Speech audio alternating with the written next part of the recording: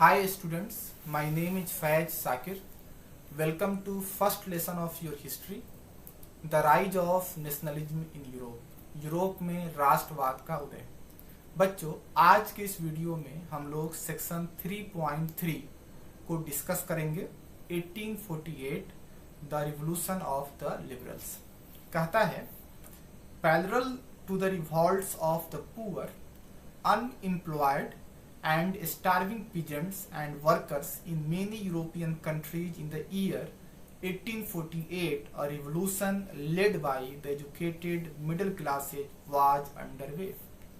कहता है कि अब देखेंगे कि 1848 में 1848 में जब यूरोप के बहुत सारे देशों में गरीब, बेरोजगार, भूख से ग्रस्त किसान और मजदूर रिवॉल्ट कर रहे थे, इनकलाब कर रहे थे, उसी दौरान आप देखिएगा कि जो है यूरोप के जो एजुकेटेड मिडिल क्लास के लोग थे वह भी रिवॉल्ट कर रहे थे।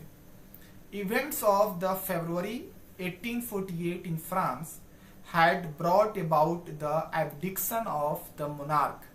आप देखेंगे यहाँ पर बता रहा है कि जो है फ्रांस में 1848 में जो घटना हुई थी फरवरी के महीने में, उसका नतीजा ये हुआ था कि फ्रांस से जो है वह मोनार्की का खात्मा हो गया था। मतलब फ्रांस जो है वह अब एक राजतंत्र नहीं रहा था। And republic based on universal male suffrage had been proclaimed. मैंने बताया था कि आप देखेंगे कि लुई द फिलिप को जो है वह देश छोड़कर जाना पड़ा था और फाइनली जो है फ्रांस एक रिपब्लिक बना था और तमाम लोगों को, जितने भी मर्द थे उन तमाम लोगों को वोटिंग का राइट दिया गया था। तो उसी चीज को यहाँ पर बता रहा है कि 1848 में 1848 में फ्रांस जो है वह एक गणराज्य बना, एक रिपब्लिक बना और तमाम लोगों को, जितने भी मर्द थे, सबको वोटिंग का राइट दिया गया।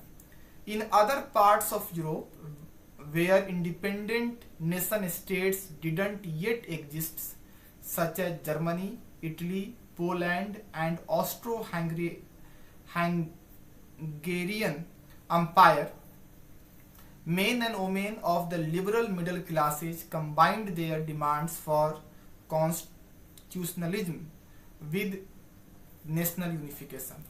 कहता है कि अब देखेंगे कि यूरोप के उन हिस्सों में जहां पर अभी इंडिपेंडेंट नेशन स्टेट का कॉन्सेप्ट नहीं आया था, जैसे Germany, Italy, Poland, Austro Hungarian umpire, वहां पर आप देखेंगे कि इन क्षेत्रों में आप देखेंगे कि मॉडर्न नेशन स्टेट जो है वह नहीं बने थे।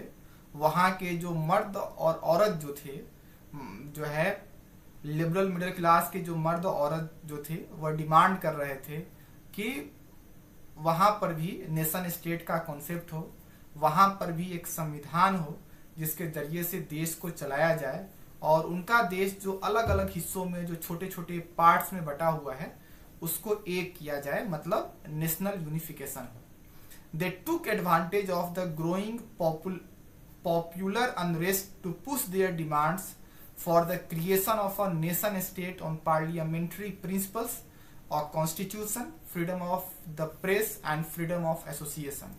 यहाँ पर कह रहा है कि आप देखेंगे कि यूरोप में जो है जो पॉपुलर अनरेस्ट था उसका फायदा उठाकर इन लोगों ने जो है डिमांड किया कि नेशन स्टेट का कॉन्सेप्ट हो, जहां पर एक कॉन्स्टिट्यूशन हो, एक संविधान हो और जिसके जरिए से देश को चलाया जाए और फ्रीडम ऑफ प्रेस हो उनके देश में, मतलब प्रेस जो है वो पूरी तरह से आजाद हो और फ्रीडम ऑफ एसोसिएशन हो, मतलब एसोसिएशन को बनाने की आजादी हो।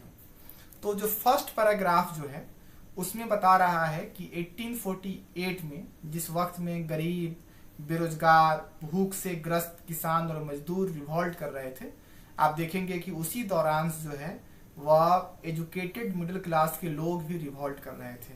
फिर कहता है क्या कि 1848 में फ्रांस से मोनार्की का खात्मा हो गया था और फ्रांस एक रिपब्लिक बना था और तमाम जो मेल्स थे उनको वोटिंग का राइट मिला था। तो आप देखेंगे यूरोप के वैसे हिस्से जहां पर नेशन स्टेट का कॉन्सेप्ट नहीं था, जैसे Germany, Italy, Poland, Austro Hungarian umpire, वहां पर आप देखेंगे कि लिबरल मिडिल क्लास के जो मर्द और औरत थे वो भी अब डिमांड करने लगे कि उनके यहाँ भी नेशन स्टेट का कॉन्सेप्ट होना चाहिए, और जो है उनका देश जो छोटे छोटे हिस्सों में बटा हुआ है वह एक हो जाए, मतलब उनके देश का यूनिफिकेशन हो। और आप देखेंगे कि जो है वो ये भी मांग कर रहे थे कि फ्रीडम ऑफ प्रेस हो और फ्रीडम ऑफ एसोसिएशन हो। In the German regions, a large number of political associations whose members were middle class professionals, businessmen, and prosperous artisans came together in the city of Frankfurt and decided to vote for an all German National Assembly. कहता है कि आप देखिएगा, जो मैंने बताया था, अगर आपको याद हो कि नेपोलियन ने 39 जर्मन स्पीकिंग रीजन्स का एक यूनियन बनाया था। आप देखेंगे कि उस क्षेत्र में जहां पर लोग जर्मन लैंग्वेज को बोला करते थे, ये जो 39 यूनियंस ऑफ स्टेट जो था, आप देखेंगे कि वहां के मैक्सिमम लोग जो है, खासकर जो मिडिल क्लास के प्रोफेशनल्स थे, बिजनेसमैन थे और जो खुशहाल कारीगर थे, ये तमाम लोग सिटी ऑफ फ्रैंकफर्ट में जमा हुए और उन्होंने जर्मन नेशनल असेंबली का गठन किया। मतलब उन्होंने वोटिंग के जरिए से अपने रिप्रेजेंटेटिव्स को चुना और इस तरह से जर्मन स्पीकिंग रीजन में एक पार्लियामेंट बना, जर्मन नेशनल असेंबली बना। तो यहाँ पर जो बता रहा है बहुत इंपॉर्टेंट है, एक बार फिर से समझ लीजिए। कहता है क्या कि आप देखेंगे कि मई 1848 में, मई 1848 में जर्मन स्पीकिंग स्टेट्स के मिडिल क्लास प्रोफेशनल्स, बिजनेसमैन और जो खुशहाल कारीगर जो थे वह सिटी ऑफ फ्रैंकफर्ट में जमा हुए और उन्होंने अपने रिप्रेजेंटेटिव्स को चुना और इस तरह से ऑल जर्मन नेशनल असेंबली का गठन होगा। मतलब जर्मनी में एक पार्लियामेंट बना। यह पहली बार था कि जर्मनी को एक करने की कोशिश की जा रही थी। On 18 May 1848, 831 elected representatives marched in a festive procession to take their places in the Frankfurt Parliament convened in the Church of St. Paul। और आप देखेंगे कि 18 मई 1848 को जो 831 elected representatives German speaking regions के लोगों ने जो चुना था, 831 रिप्रेजेंटेटिव्स को, ये तमाम लोग जो है वह सज धज कर, जैसे मान लीजिए कि आप किसी जुलूस में जा रहे हैं और इस तरह से ये लोग जो है वो फ्रैंकफर्ट पार्लियामेंट में पहुंचे, जो कि चर्च ऑफ सेंट पॉल में बुलाया गया था। वहां पर ये लोग जो है वो जमा हुए।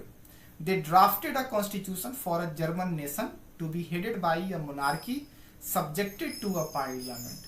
और फिर ये जो पार्लियामेंट जो था उसने एक संविधान का मसौदा तैयार किया और इस मसौदा में ये था कि जो है जर्मनी में एक पार्लियामेंट होगा, लेकिन उस पार्लियामेंट के ऊपर जो है वह राजा होगा, लेकिन राजा को जो है वो कॉन्स्टिट्यूशन के अकॉर्डिंग ही काम करना होगा। मतलब जर्मन नेशन जो है वह एक कॉन्स्टिट्यूशनल मोनार्की होगा। When the deputies offered the crown on these terms to the Frederick Wilhelm IV, king of Prussia, he rejected it and joined other monarchs to oppose the elected assembly। कहता है कि इस शर्त के साथ कि जो है आप राजा तो रहेंगे लेकिन आपको कॉन्स्टिट्यूशन के अकॉर्डिंग चलना होगा, आपके पास ज्यादा पावर नहीं होगा। इस शर्त के साथ जब पर्सिया के राजा फ्रेडरिक विल्हेम फोर्थ को इस ऑल जर्मन नेशनल असेंबली ने ऑफर किया कि आप राजा बन जाएं, तो उसने जो है इस ऑफर को मानने से इनकार कर दिया। पर्सिया यहाँ पर बहुत इंपॉर्टेंट है। आप देखेंगे कि उस वक्त में जर्मन स्पीकिंग रीजन का मैक्सिमम हिस्सा जो है वह इसी पर्सिया के अंदर आता था। तो इन्होंने पर्सिया के राजा फ्रेडरिक विल्हेम फोर्थ को कहा कि देखिए आप राजा बन जाइए लेकिन आपको कॉन्स्टिट्यूशन के अकॉर्डिंग चलना होगा, तो उसने जो है वो इनकार कर दिया। While the position of the, और उसने जो है जो लोग उसका विरोध कर रहे थे, जो दूसरे राजा विरोध कर रहे थे, उनके साथ मिलकर इस असेंबली का विरोध किया, इस पार्लियामेंट का विरोध किया। While the position of the aristocracy and military became stronger, the social basis of parliament eroded. कहता है कि अब देखेंगे एरिस्टोक्रेट्स और मिलिट्री जो है जैसे जैसे इनका विरोध और ज्यादा तेज होता गया, आप देखेंगे कि पार्लियामेंट जो है उसका अस्तित्व जो है खत्म होने लगा। The parliament was dominated by the middle class who resisted the demands of workers and artisans and consequently lost their support. कहता है कि ये जो पार्लियामेंट जो बना था, आप देखेंगे इस पार्लियामेंट में आबादी जो है वह मिडिल क्लास की ज़्यादा थी और इन्होंने मजदूरों और कारीगरों की डिमांड को बहुत बार मानने से इनकार कर दिया, उसके बीच में ऑब्स्टेकल क्रिएट करने की कोशिश की। नतीजा ये हुआ कि जो कारीगर और वर्कर्स जो इस असेंबली को सपोर्ट कर रहे थे उन्होंने भी सपोर्ट करने से मना कर दिया। In the end troops were called in and the assembly was forced to disband. कहता है कि लास्ट में सेना को बुलाकर इस असेंबली को, मतलब ये जो आप कह सकते हैं कि ऑल जर्मन नेशनल असेंबली थी, इस असेंबली को खत्म कर दिया गया।